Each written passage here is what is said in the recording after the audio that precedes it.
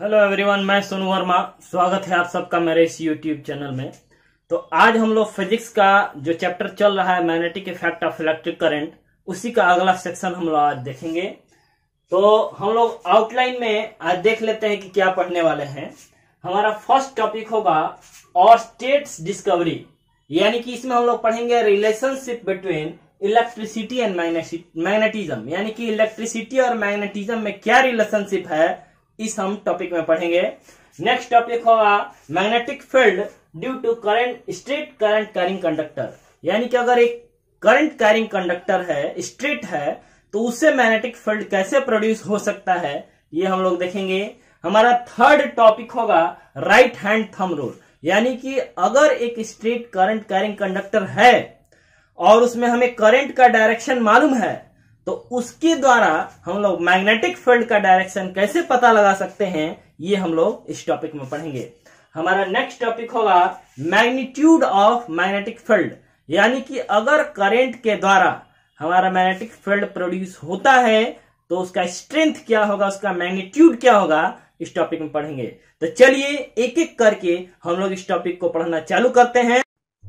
देखिए, जब हम फर्स्ट टॉपिक को डिस्कस करेंगे, जो कि हमारा एक एक्सपेरिमेंट है जिनको ऑर्स्टेड नाम के एक साइंटिस्ट ने किया था, और इन्होंने सबसे पहले ये हमारा रिलेशनशिप एक एस्टेब्लिश करने की कोशिश की थी कि क्या हमारा रिलेशनशिप है मैग्नेटिक इफेक्ट और हमारा इलेक्ट्रिसिटी के बीच में। तो उन्होंने एक करंट कैरिंग कंडक्टर लिया था और एक मैग्नेट लिया था। तो सबसे पहले इनके बारे में भी हम लोग थोड़ा सा जान लें। ये जो हमारे साइंटिस्ट थे, इन्होंने 1820 यानी कि 1820 में एक एक्सपेरिमेंट किया, और इस एक्सपेरिमेंट में उन्होंने शो किया कि हमारे इलेक्ट्रिसिटी और मैग्नेटिज्म के बीच में एक रिलेशनशिप है। उस रिलेशनशिप में इन्होंने दिखाया कि जब भी हम किसी कंडक्टर वायर से इलेक्ट्रिसिटी फ्लो कराते हैं तो उसमें एक मैग्नेटिक फील्ड प्रोड्यूस होता है। और यह कैसे होता है, इसको हम लोग यहाँ इस एक्सपेरिमेंट में समझेंगे। तो सबसे पहले हम एक चीज याद कर लें कि जब भी मैग्नेट होता है तो एक दूसरे से दूर भागता है जब उसमें सेम पोल हो, यानी कि रिपल्सन तभी होता है जब दो मैग्नेट को एक साथ रखा जाए। तो अब यहाँ पे देखिए, इनके बारे में हमने लिखा है कि 1820 में हैंस क्रिश्चियन ऑर्स्टेड इनका पूरा नाम था। इनका जीवन काल 1777 से 1851 तक था, और ये प्रोफेसर ऑफ फिजिक्स थे, यानी कि फिजिक्स के प्रोफेसर थे। कोपेनहेगन एक जगह है, बहुत ही फेमस जगह है, तो वहां पे ये एक प्रोफेसर थे। तो इन्होंने एक एक्सपेरिमेंट किया। देखिए क्या किया है, इन्होंने एक करंट कैरिंग कंडक्टर लिया, यानी कि एक ऐसा तार लिया जिससे करंट फ्लो हो रहा है, और एक मैग्नेट लिया। तो मैग्नेट, जब हमारा करंट फ्लो नहीं हो रहा था तो इस मैग्नेट में कोई डेविएशन नहीं हो रहा था, लेकिन जैसे ही इसमें हमारा करंट फ्लो हुआ तो क्या हुआ कि एक डेविएशन हुआ हमारा left hand side upward direction में, तो इसमें डेविएशन हुआ। अब डेविएशन जब दूसरे कंडीशन में भी, जब हमारा करंट का डायरेक्शन अप ऊपर से नीचे की तरफ था, तो फिर भी उस हमारे मैग्नेट में डेविएशन हुआ। तो इस एक्सपेरिमेंट के द्वारा ये पता लगाया गया, ये जाना गया कि जब हमारा करंट एक वायर से फ्लो होता है तो उसमें उसके नजदीक कोई भी मैग्नेट लाने से उसमें डेविएशन होता है। और हम यह भी जानते हैं कि जब दो मैग्नेटिक फील्ड एक दूसरे के पास आते हैं तो उसमें अट्रैक्शन या रिपल्सन होगा, तो उसमें डेविएशन संभव है। तो इससे एक बात पता चली कि अगर किसी कंडक्टर में करंट फ्लो होता है तो इसका मतलब है कि उसके चारों तरफ मैग्नेटिक फील्ड प्रोड्यूस होता है, और इसका प्रमाण है इस मैग्नेट में डेविएशन। इस मैग्नेट में डेविएशन हो रहा है, इसके कहने का मतलब यह है कि इसमें चारों तरफ मैग्नेटिक फील्ड है, तभी इसमें डेविएशन हो रहा है। अगर मैग्नेटिक फील्ड प्रोड्यूस नहीं होता तो इस मैग्नेट में डेविएशन नहीं होता। तो इस एक्सपेरिमेंट के द्वारा यह पता चला कि हमारा इलेक्ट्रिसिटी और मैग्नेटिज्म में एक रिलेशनशिप है, और इसको हमें बताने वाले जो साइंटिस्ट थे उनका नाम है हमारे हैंस क्रिश्चियन ऑर्स्टेड। इसके बाद हमारा नेक्स्ट टॉपिक है magnetic field due to current carrying straight conductor, यानी कि अगर स्ट्रेट कंडक्टर है तो उससे जो मैग्नेटिक फील्ड प्रोड्यूस होगा वो किस तरीके का होगा, इसके बारे में हमें जानना है। तो देखिए, जब भी कोई स्ट्रेट करंट कैरिंग कंडक्टर में और कोई मैग्नेटिक फील्ड प्रोड्यूस होता है तो एक सर्कुलर पाथ में होता है। जैसे कि अगर हम स्ट्रेट एक तार रखें तो उसके तरफ उससे करंट फ्लो जो होगा उसके कारण जो मैग्नेटिक फील्ड प्रोड्यूस होगा वह एक सर्कुलर कॉन्सेंट्रिक सर्कल की तरह होगा। जैसे कि देखिए यहाँ पे कि ये हमारा एक स्ट्रेट करंट कैरिंग कंडक्टर है, यानी कि एक ऐसा कंडक्टर है जो कि बिल्कुल सीधा है।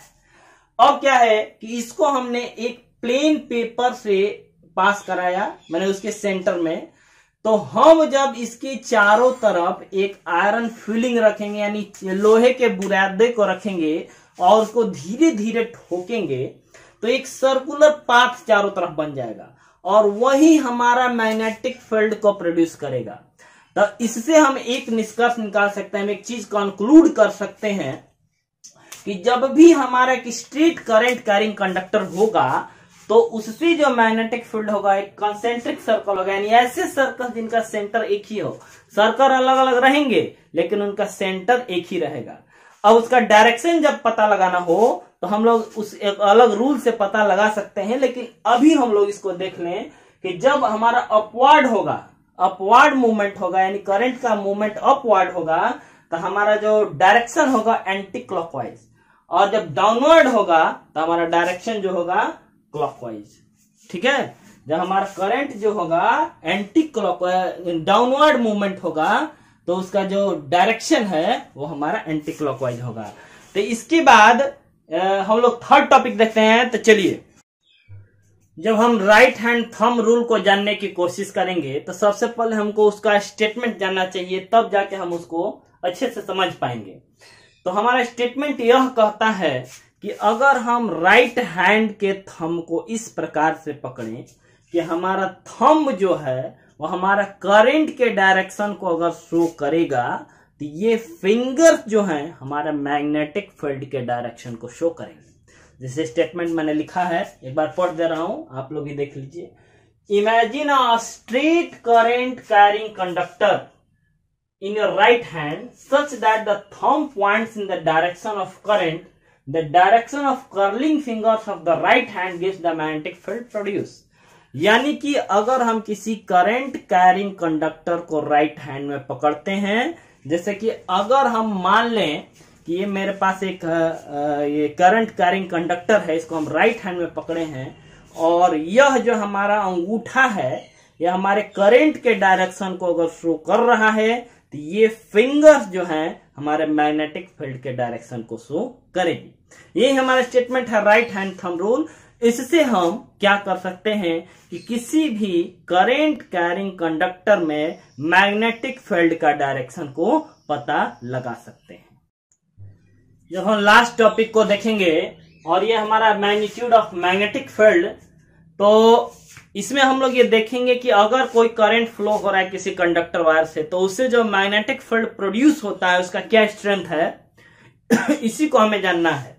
तो अभी तक हमने यह देखा कि अगर किसी करंट कंडक्टर वायर से करंट फ्लो होता है तो उसके चारों तरफ एक कंसेंट्रिक सर्कुलर पाथ में हर मैग्नेटिक फील्ड प्रोड्यूस होते हैं।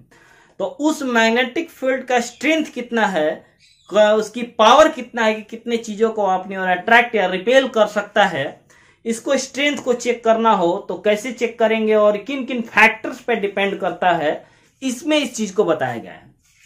तो देखिए, मैग्नेटिक फील्ड जो हम लोग का प्रोड्यूस होता है उसको जनरली हम लोग कैपिटल बी से डिनोट करते हैं और इसको मैग्नेटिक इंडक्शन भी कहा जाता है।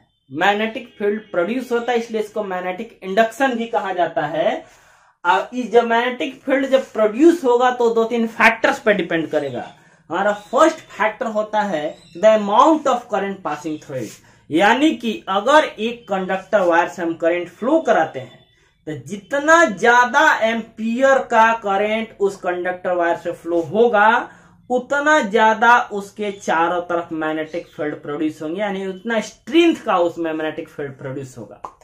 नेक्स्ट है कि अगर हम उस कंडक्टर वायर के जितना नजदीक रहते हैं तो हमारा स्ट्रेंथ उतना हमारा इफेक्टिव होता है, और अगर हम उस कंडक्टर वायर से जितना दूर होते हैं हमारा स्ट्रेंथ उतना ही वीक होते चला जाता है। यानी कि हम इसको डिनोट कर सकते हैं कि magnetic field is directly proportional to current passing through the conductor wire. It means कि the more we supply the current the more magnetic field will be produced, यानी कि जितना ज्यादा करंट फ्लो होगा उतना ज्यादा मैग्नेटिक फील्ड प्रोड्यूस होगा। Second है inversely proportional to the distance from the conductor wire, यानी कि अगर हम कंडक्टर वायर से जितना दूर होते हैं उतना हमारा करंट जो होता है कम होते चला जाता है, मैग्नेटिक फील्ड कम होते चला जाता है।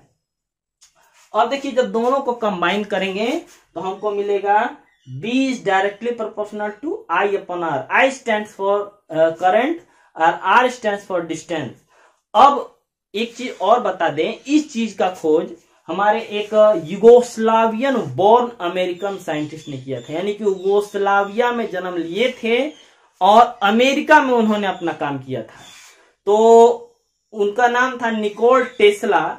और अगर हम करंट को एम्पियर में डिनोट करें, डिस्टेंस को मीटर में डिनोट करें, तो इसका जो वैल्यू आएगा वो टेस्ला में हम लोग उसको कहते हैं।